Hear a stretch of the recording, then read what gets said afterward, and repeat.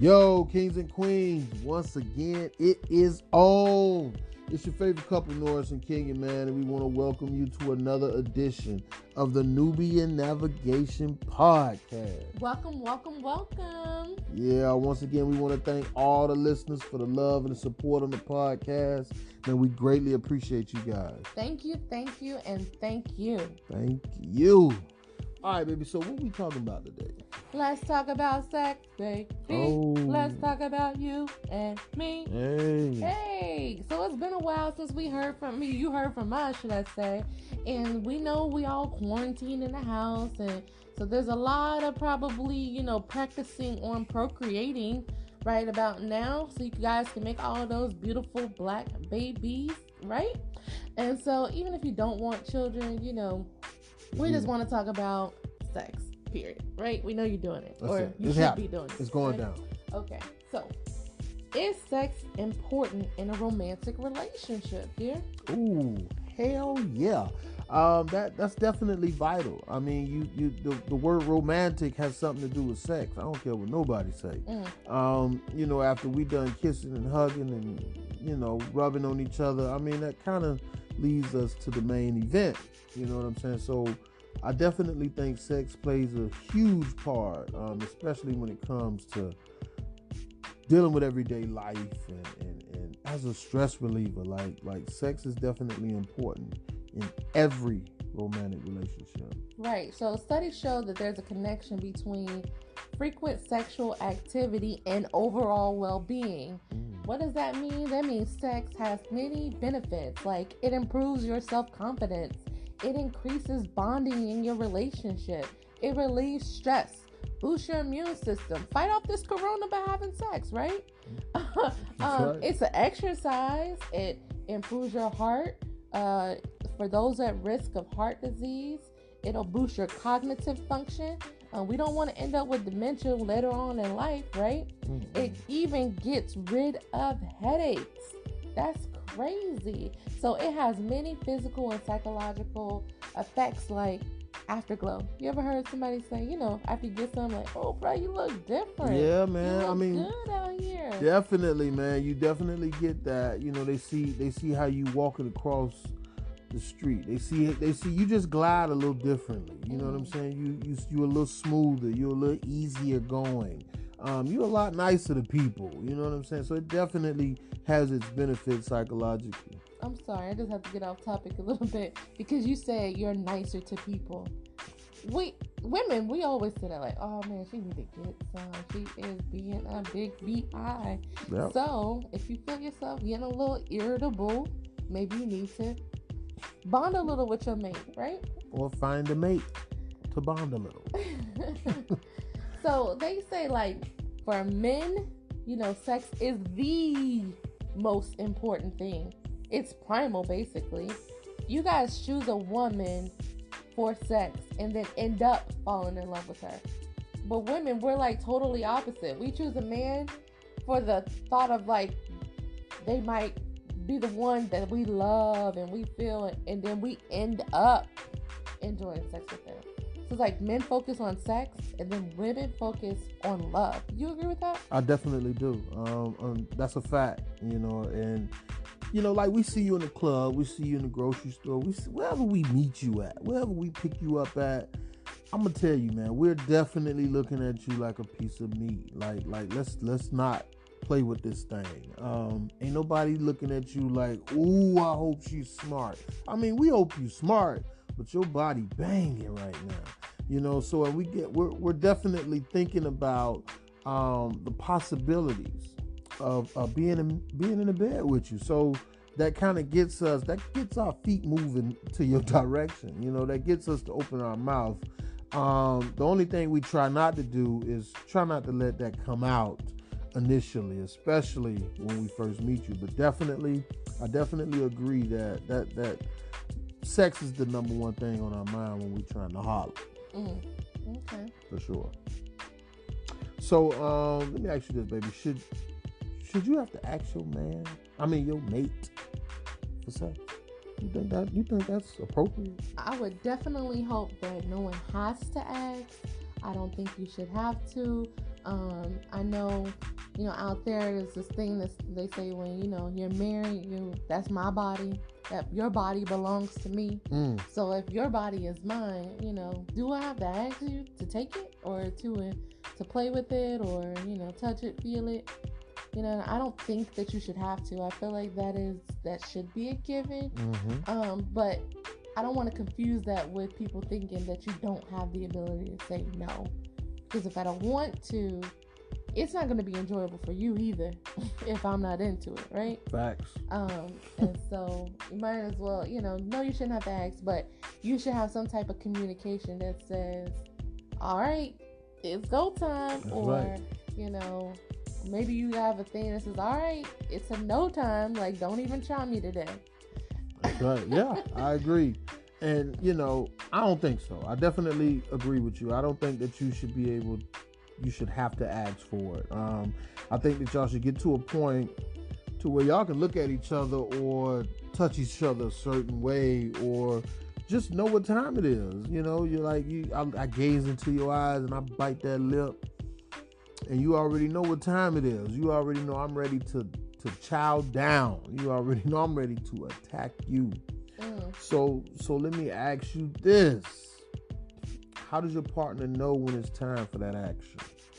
When it's time, like, how do you know? How do you know? For me, how do I know you're ready or how do you know I'm ready? How do both? I mean, I can say I don't really give off a lot of signals.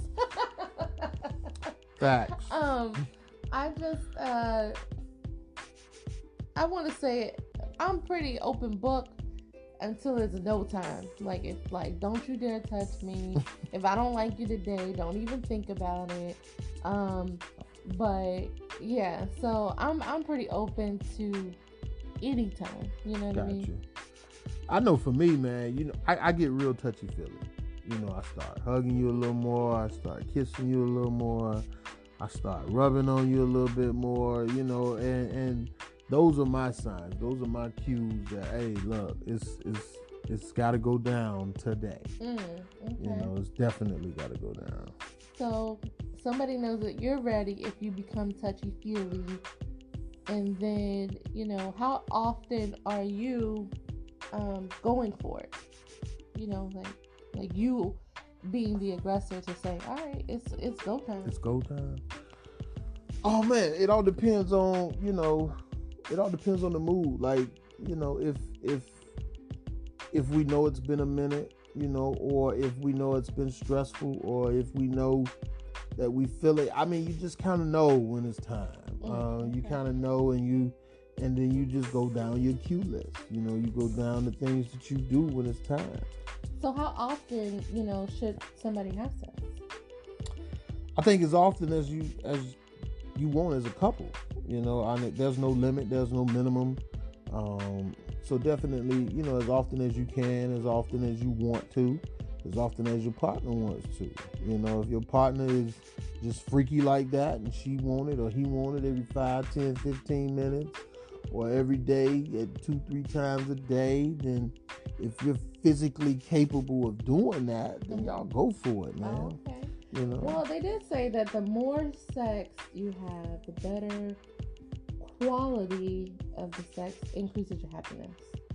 So, but it has to be wanted sex, because that unwanted sex will lower your happiness. So that's kind of what I was saying, is that yes, you want to have sex. Yes, it's going to make you happy if you want it. So we can say no. That is possible. Fellas, you can say no if you're really not feeling it. Because if you don't want it and it's unenjoyable, it's going to be unenjoyable for both parties.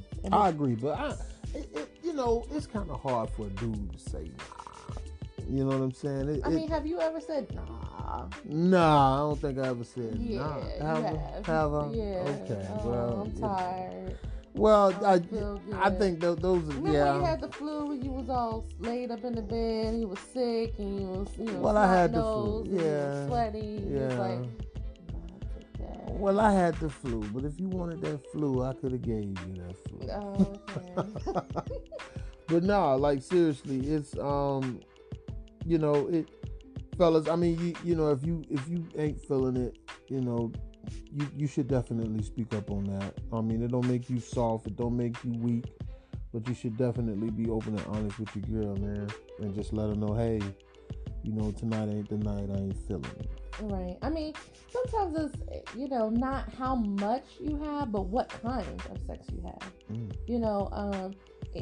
I'm not in the mood can mean something else.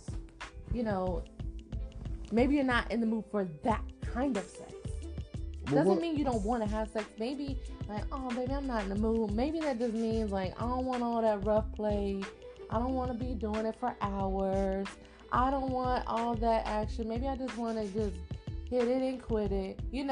So maybe you need to like ask more questions about like what I'm not in the mood might mean. I was going to say, because you scared me a little bit. You were saying it's different types of sex, and we only know one. Like men in general. Okay. Well, but I appreciate you clarifying. But that's okay. We'll talk about that too. But also sex, the frequency decreases with age. So maybe you want to explore how old your partner is, and maybe that's why they don't want it. But then they say women are opposite. The older y'all get, the more y'all get. Like, and we like, look, man, we slow down. Right. Slow down. So you might want to explore other things instead of getting off. I think getting off is important to men. It ain't no sense of doing it if you ain't getting off. That's not true. Because you can just be intimate and not be having sex. See, there you go with that I word. Look, intimate is cool. Mm-hmm. As long as there's a goal at the end. The goal is to be intimate. Right. So what does that entail? Maybe that's like a massage, or just kissing and cuddling, maybe holding hands, just having a emotional conversation, vulnerable, putting yourself in a vulnerable situation. Like, that is true intimacy. That's what is connecting us. It's not just because your body is inside of mine. Oh, so I see. So intimate. So we do all the intimate stuff that you like, right? Mm-hmm. And if I start hurting down there because I have some stuff that needs to come out, do I just go in the bathroom? Sure, if that's what you want to do. There's nothing wrong with personal satisfaction. Oh man, but you started this party, so no, I wanted to be intimate with you. But what about what you did to me? Then you can also do something to you. Fellas, man, you hear it here first, man. If intimacy works for you and your relationship, y'all do it. But I'm going in the bathroom. Oh, okay. Well, after all of that, I'm going in the bathroom, man. Some people have different libidos than their partner. You know what I mean? Like, look, I don't even know what libido is. Libido is a sex drive. Oh. So, if my sex drive is low, it could be because I'm stressed, all the arguments, maybe my age, hormones, medication, you know what I mean? Maybe I had something happen to me in the past. It's resurfacing now. It could be many reasons why I'm just not feeling it right now. It might not even have anything to do with you. And this is where communication comes in. Communication is essential. Like, let me know what your libido is for that situation we got going on, so that I can plan accordingly.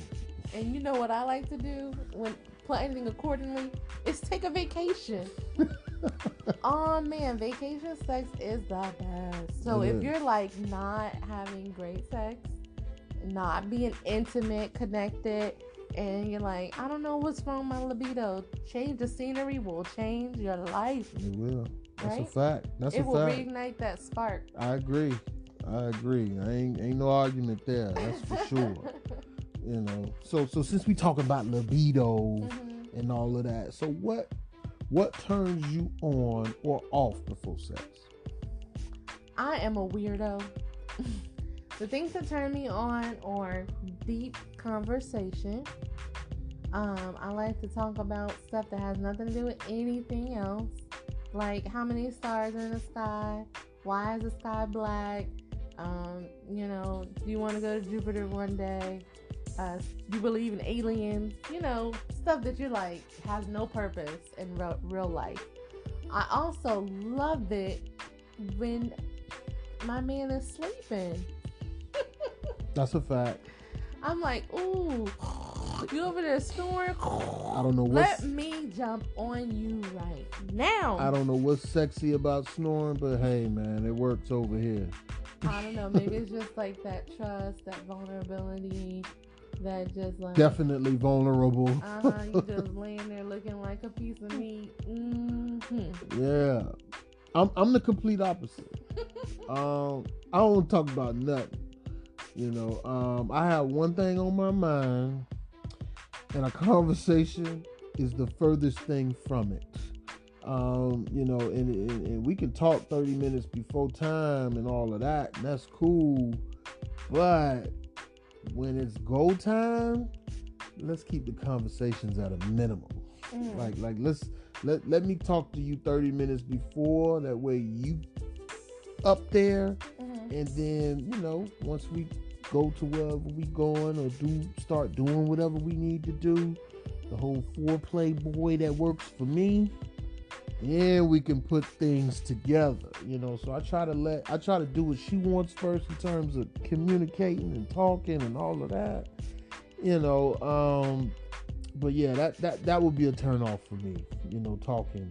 I do want to kiss though. Kiss, rub the booty a little bit, and all of that, to kind of get things going. But yeah, those are the things that kind of turn me on and off before sex. Okay. Well, so talk to your partner about what turns them on or off, and that way you'll know how to keep your sex going. But you only told us about your on, so what turns you off? Talking. Talking is a turn off? Yeah, I don't like talking. Oh. I don't like talking. Like I say, we could talk 30 minutes before, but when it's go time, like, miss me with all the conversations about the sky being blue and why there's stars in the sky and why is water wet. Like, I don't want to talk about that. But there's no other turn offs, like if I pick my toes or if I fart or if my hair is not done? Nah, like my mind goes blank. Like I'm blacked out. Like all I got is, I'm a one-track mind guy, especially in that area. You know what I'm saying? So, yeah, fart all you want, man. Like whatever. It's going down once this guy wakes up. It's a wrap. Oh, okay. It's over. But So, what do you think couples should do if they stop having sex? Like, I personally know people who are like in long-term relationships and marriages, and they're like, we haven't had sex, not just like for not a month or not just like a week or a month, but like maybe they haven't had sex in a year. Like, what happens? Like, what do you think they should do if they quit having sex? I think they should get a divorce.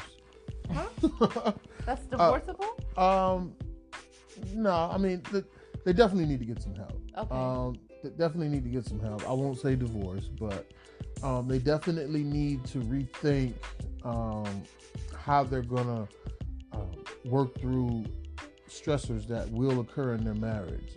How they're gonna work through things that happen that, like you mentioned in the benefits of sex, it's psychological, it's mental, it's physical, it has all these benefits. Like, where are you getting these benefits from in other areas? Like, how will you benefit from not having sex? Like, I don't see any benefits from that area, especially when you're dealing with somebody on a day-to-day basis who is of the opposite sex and who you lay next to on a normal basis, on a daily basis. Like, I don't understand how that's possible for you to not have sex for a year plus.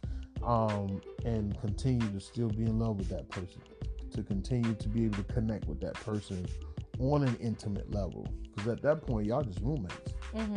I mean, I would tell anybody out there that therapy, is always an option. and that's therapy for your marriage. But there's actually people who specialize in sex therapy. Yeah. Did you even know there was such a thing? I did actually. I think that's why I changed my answer from divorce, because to go ahead and get some help. But yeah, I have heard of sex therapists before. Yeah, I mean, but you're right. If people aren't having sex and they are sexually frustrated, it will end up in resentment because of that lack of intimacy. Yeah. So maybe they're not having sex. Like maybe they're just being intimate, like I was telling you before, right? Oh man, I don't know how you're living a happy life as a male if you're just being intimate. You're being connected. Soulmate. Okay. And your balls are just as blue as, I don't know, just as blue as the water. I don't understand. Well, what about just having outer course and not intercourse? I've never heard of outer course. That's something I'm not familiar with. That's something I don't want to get familiar with. Like oral sex or just like clitoral stimulation. I'm cool with oral sex. What about when I was, I had told you about that thing I watched the other day when they were doing clitoral meditation. And they were meditating while stimulating the clitoris. And then the guy went to sleep and had no... Well, it wasn't for anybody to ejaculate. It was only for a connection. It's like the men actually said they felt connected to their women. Wow. They said that they could literally feel like sparks between their finger and the clitoris. Really? Yeah. Yeah, I don't think I'm there. You don't want to try it? Sure. You can try whatever you want. There's got to be an end game. There's an end game for me. Oh, okay. Well, what about... I'm not going to be face to face with the, with that, and and I just say bye and that's it. You just say Just him and go to sleep. Mm-hmm. That's not how it works. That's like watching the porn and going to sleep. That's not how it works.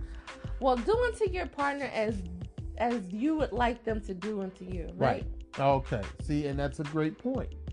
That's a great point. Do unto your partner as you would like. No, do unto your partner what they like. I'm sorry. Oh. And then you can do unto me. Right. Well, if you do what I like, then I will be more, likely to do what you want. Oh, but see, it got to go both ways. So if I'm likely to do what you like, then you should be likely to do what I like. I mean, I agree. I'm just talking about the people who may be, having sex struggles. Sex struggles. Okay. Yeah. I agree. So if you're having some sex struggles, y'all need to start doing stuff that y'all like for each other. Like if she likes this and that, if she likes intimacy, then do a little intimacy for a day. Mm-hmm. Just a day, because I don't know how you could survive beyond that. But do it for a day, maybe two, if you're strong enough, and then maybe you'll get that end game. They say focus on the turn-ons and not the turn-offs. Not saying that intimacy won't turn me off. It'll definitely turn me on. Mm-hmm. But we have to, if we're struggling and we're like, it's been a month, then we can just focus on the turn-ons. Gotcha. Like what turns me on. Don't be doing all the stuff that turn you off. Gotcha. Like clipping toenails or leaving the cap off the toothpaste or, not cleaning up your mess after you cook, things like that. Gotcha. So when you turned on, let's just say you turned on, it's on. Oh, okay. I mean, another advice that I would give is just like, don't compare your sex life to others. When you over there trying to keep up with the Joneses, that can be, one lonely life, or you trying to figure out what's wrong with you or what's wrong with your mate, and you can only do what's in your household. But I do want to let you know that according to research, that people are having sex way less now than they did 10, 20 years ago. Yeah, because people more concerned with having sex with money. Let's just be honest.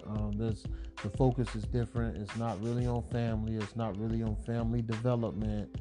It's on trying to get $1. You know what I'm saying? So that's kind of the biggest reasons why that stat is, in my opinion, particularly true. Yeah. I feel like people should have sex at least once a week. That should give you a higher level of relationship satisfaction. Absolutely. And that's what we're, that's what we're all about. relationship satisfaction, right? That's right. That's right. Relationship satisfaction. We definitely want to continue to promote, strengthen, and empower the relationship, in every way possible, mentally, physically, and emotionally. I agree. Well, I'm so happy to have had this conversation with you. I think I've learned a little bit about you in just having this podcast. Awesome. Yeah, and I definitely learned a lot about you, Miss Intimacy. Yeah, and so all of you out there, I hope that you enjoyed this talking about sex podcast, right? That's right. Hey, man, we appreciate you guys tuning in. Also, go ahead and check us out on nubianavigation.com. You can email us at nubianavigations@gmail.com, and you can always respond to any of the podcasts, right? Any of the podcasts. Yeah. We'll be happy to holler back. Right. Remember that Black love matters. Black love always matters. Peace.